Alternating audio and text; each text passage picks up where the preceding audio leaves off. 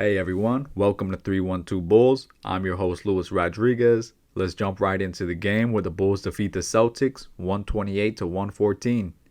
This was a crazy back and forth game as the Bulls shot 6 for 7 from 3 early in the first quarter. The Celtics were able to sustain the Bulls' run and responded with one of their own. It was in the second quarter, however, where the Celtics started to distance themselves. With a barrage of threes, the Celtics led the Bulls at the half. The Bulls came back after the half with a more energetic attitude. The energy was in large part due to our bench players. Zach LaVine and our bench mob slowly picked away at the Celtics' lead late in the third.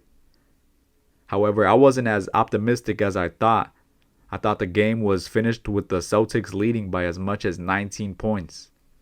We lit a match in the third quarter, and by the fourth, that match turned into flames. The Bulls made a deep run in the fourth quarter, holding the Celtics to only 11 points, while our team had the hot hand scoring 39 points of their own. This resulted in a 14-point difference in the Bulls' win. DeRozan was on fire the whole night, leading the game with 37 points. He only missed 5 shots the entire night, going 15 for 20. Although DeMar led our team in points, I also have to give credit to Zach LaVine, who helped change the momentum of the game, along with our bench unit. LaVine was right behind DeRozan in points, scoring 26 points, but with 7 assists. Our other starters played a big role in this win as well. Lonzo Ball's ability to switch on defense is very useful, especially against taller teams. He grabbed 6 rebounds and shot 4 for 6 from the three-point line, resulting in 12 points for the night. Javonte Green did not put up dazzling stats, but that's what he does. He does the stuff you don't see on the stat sheet. While playing the forward position, he grabbed 8 rebounds and scored 6 points. Doesn't seem like much, but he is a spark plug for this team. He even had an alley-oop dunk where he hit the back of his head. Our bench was going crazy at how high he jumped. On to our last starter. Nikola Vucevic only scored 11 points, but as he stood his ground in the paint, he collected 10 rebounds altogether, earning him a double-double. He was 1 assist shy of earning a triple-double, finishing with 9. Which is very impressive, especially for players at the center position. Although we fought for this win, the Celtics made it tough for the Bulls all night. Jason Tatum and Al Horford both had 20 points each, but it was Jaylen Brown who led the Celtics with 28. Most of the Celtics starters played well, but when we compare each team's bench, the Bulls bench mob played more of a contribution to this win than the Celtics bench.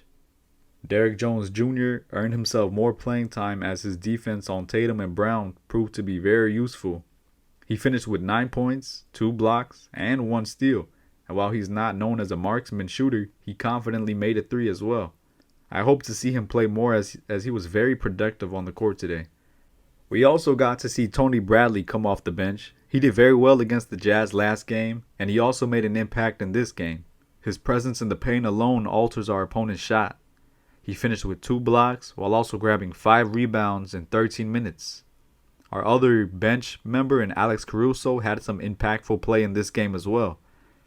His hustle on defense is never questioned as he led the team with 2 steals and 1 block. He even moved the ball very well, assisting on 6 shots. He had 3 turnovers along with 4 fouls. Although he made a couple of mistakes, he bounced back and made a mark on this team's win. The bench player who arguably played the best today was none other than Ayo Dosunmu, who led the bench with 14 points.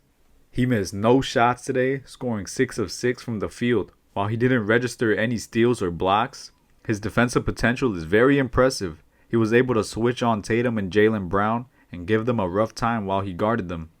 I like the moves that Billy made in giving more minutes to our bench players.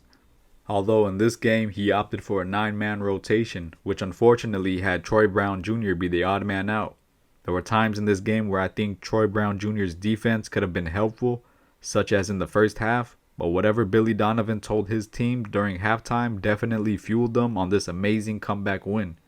Let me know what you guys think about Troy Brown Jr. not playing. He had no minutes in this game and only 3 in the last one against the Jazz. Do you think he should get more minutes, or has he been pushed out of the rotation? Well guys, thanks for watching the video. Don't forget to like and subscribe. Our next game is against the 76ers, so I'll see you then.